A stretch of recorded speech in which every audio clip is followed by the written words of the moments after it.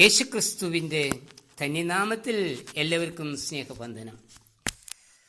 നമുക്കായി നൽകപ്പെട്ട ഈ വിശുദ്ധ ദിനത്തിനായി ദൈവത്തിന് നന്ദി അർപ്പിക്കുന്നു. ഇന്ന് നവംബർ 1. ഈ ദിനം സഭ ഓൾ സെയിൻസ് ഡേ, സകല വിശുദ്ധന്മാരുടെയും നാൾ ആയി ആചരിക്കുന്നു. ക്രിസ്തുവിൽ വിശുദ്ധി അനുഭവിക്കുന്നവർ ഒത്തുകൂടിയുള്ള സ്തുതിയുടെയും സ്തോത്രത്തിൻ്റെയും ആഘോഷ ദിനമാണ് ഈ ദിനം. ഈ ആഘോഷത്തിൽ നാം ഓരോരുത്തരും ഉൾപ്പെടണമെങ്കിൽ കാൽവറിയിൽ ഒഴുക്കിയ ക്രിസ്തുവിൻ്റെ നിർദോഷവും നിഷ്കളങ്കവുമായ രക്തത്താൽ ശുദ്ധീകരണം പ്രാപിക്കണം. ക്രിസ്തുവിൻ്റെ രക്തത്താൽ മാത്രമുള്ള ഈ ശുദ്ധീകരണം നാം പ്രാപിച്ചിട്ടുണ്ടോ എന്ന് ഈ പ്രഭാതത്തിൽ ശാന്തമായി ചിന്തിക്കാം. കഷ്ടതകളും പ്രതിസന്ധികളും ജീവിതത്തിലുണ്ടാകുമ്പോൾ നമ്മുടെ പ്രതികരണം എന്തായിരിക്കും? പ്രതിസന്ധികളുടെ മുൻപിൽ യാക്കോബ് പറഞ്ഞു, സകലവും എനിക്ക് പ്രതികൂലം തന്നെ എന്ന്. ഉൽപ്പത്തി 42:36 വാക്യം. എന്നാൽ യോസേഫ് പ്രതികൂലങ്ങളിൽ പ്രവർത്തിക്കുന്ന ദൈവത്തിൻ്റെ കരുത്തെ കണ്ടുകൊണ്ട് പറഞ്ഞത്, വലിയൊരു രക്ഷയാൽ നിങ്ങളുടെ ജീവനെ രക്ഷിക്കേണ്ടതിന് ദൈവം എന്നെ നിങ്ങൾക്ക് മുൻപേ അയച്ചിരിക്കുന്നു. ആകയാൽ നിങ്ങളല്ല, ദൈവമത്രേ എന്നെ ഇവിടെ അയച്ചത്. ഉൽപ്പത്തി 45:7-8 വാക്യങ്ങൾ.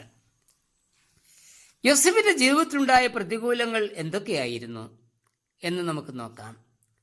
പിതാവിന്റെ സ്നേഹത്തിന് പാത്രനായതിനാൽ സഹോദരങ്ങളാൽ വെറുക്കപ്പെട്ടു. സഹോദരങ്ങളാൽ മിദ്യാന്യ കച്ചവടക്കാർക്ക് അടിമയായി വിൽക്കപ്പെട്ടു. പൊത്തിഫറിന്റെ അടിമ, അവിടെ നിന്ന് കാരാഗ്രഹത്തിൽ അടയ്ക്കപ്പെട്ടു. എന്നാൽ ഈ സാഹചര്യങ്ങളിലെല്ലാം യഹോവ യോസേഫിനോട് കൂടെ ഉണ്ടായിരുന്നു. 39:2-21 വാക്യങ്ങൾ. ഫറവോനുണ്ടായ സ്വപ്നം വ്യാഖ്യാനിച്ചതിനെ തുടർന്ന് കാരാഗ്രഹത്തിൽ നിന്ന് വിടുതൽ പ്രാപിച്ച യോസഫ് മിസ്രൈമിൽ ഭരണാധികാരിയായി. ദേശത്തുണ്ടായ ക്ഷാമം സഹോദരങ്ങളെ മിസ്രൈമിൽ യോസഫിന്റെ അടുക്കൽ എത്തിച്ചു. തങ്ങളാൽ അടിമയായി വിൽക്കപ്പെട്ട സഹോദരൻ ഇപ്പോൾ മിസ്രൈമിൽ പ്രധാനമന്ത്രിയായിരിക്കുന്നത് കണ്ട് സഹോദരങ്ങൾ ഭ്രമിച്ചുപോയി. 45-3 വാക്യം. തങ്ങളോട് പ്രതികാരം ചെയ്യുമെന്ന് അവർ കരുതി. എന്നാൽ യോസേഫോ സഹോദരന്മാരെ കെട്ടിപ്പിടിച്ച് കരഞ്ഞു. അവിടെ വിദ്വേഷം ഇല്ലാതായി. സഹോദരങ്ങൾ തമ്മിൽ അനുരഞ്ജനത്തിൽ വന്നു.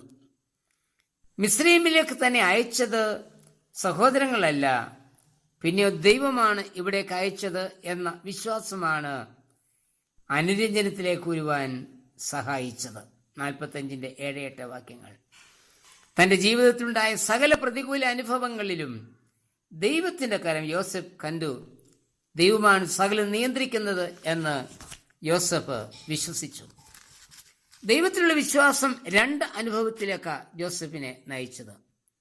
1, തന്നെ ദ്രോഹിച്ച സഹോദരങ്ങളോട് അനുരഞ്ജനത്തിൽ വരുവാൻ സാധിച്ചു.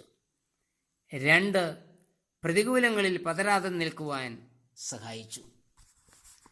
നമുക്ക് ഇന്ന് എല്ലാം ഉണ്ട്, ധനം, പദവി, ബന്ധുബലം എല്ലാം. എന്നാൽ വേണ്ടത് ഒന്നില്ല, അതായത് ദൈവവിശ്വാസം. അതിൻ്റെ പരിണിത ഫലമാണ് ഗ്രൂപ്പ് വഴക്കുകളും നേതൃത്വ സ്ഥാനത്തിനു വേണ്ടിയുള്ള മത്സരങ്ങളും കോടതി നടപടികളും ഉണ്ടാകുന്നത്. ഇതെല്ലാം ദൈവത്തിനു വേണ്ടിയും സഭയുടെ നിലനിൽപ്പിനു വേണ്ടിയും എന്ന് കൊട്ടിഘോഷിക്കുകയും ചെയ്യും. ദൈവവിശ്വാസം നഷ്ടപ്പെട്ടതല്ലേ ഇതിനെല്ലാം കാരണമായിരിക്കുന്നത്. ദൈവം നമുക്ക് നൽകിയിരിക്കുന്നത് നിരപ്പിൻ്റെ ശുശ്രൂഷയും നിരപ്പിൻ്റെ വചനവും ആണ്. ക്രൂശിലെ സഹനത്തിൽ കൂടിയാണ് ഈ ശുശ്രൂഷ നമുക്ക് നൽകിയത്.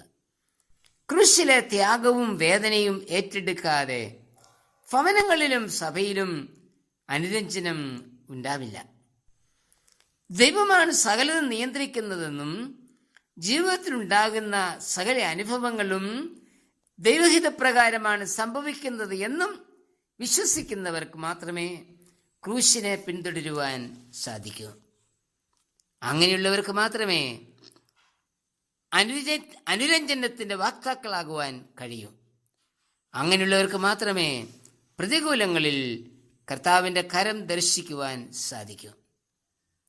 കർത്താവേ, നിന്നിലുള്ള പൂർണ്ണ വിശ്വാസത്തിൽ ക്രൂശിനെ അനുഗമിപ്പാനും പ്രതികൂലങ്ങളിൽ പതറാതെ നിൽപ്പാനും സഹോദരങ്ങളുമായി അനുരഞ്ജനത്തിൽ അയച്ചിരുവാനും എന്നെയും സഹായിക്കണമേ. ആമേൻ.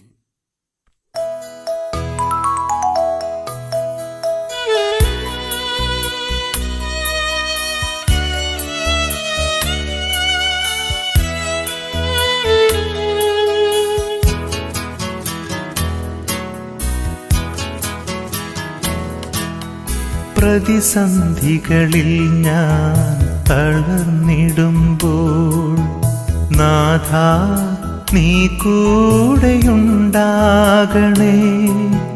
പ്രതിബന്ധങ്ങൾ എന്നെ തളച്ചിടുമ്പോൾ നാഥാ നീ കൂടെയുണ്ടാകണേ. പ്രതിസന്ധികളിൽ ഞാൻ തളർന്നിടുമ്പോൾ നാഥാ നീ കൂടെയുണ്ടാകണേ. പ്രതിബന്ധങ്ങൾ എന്നെ തളച്ചിടുമ്പോൾ നാഥാ നീ കൂടെയുണ്ടാകണേ.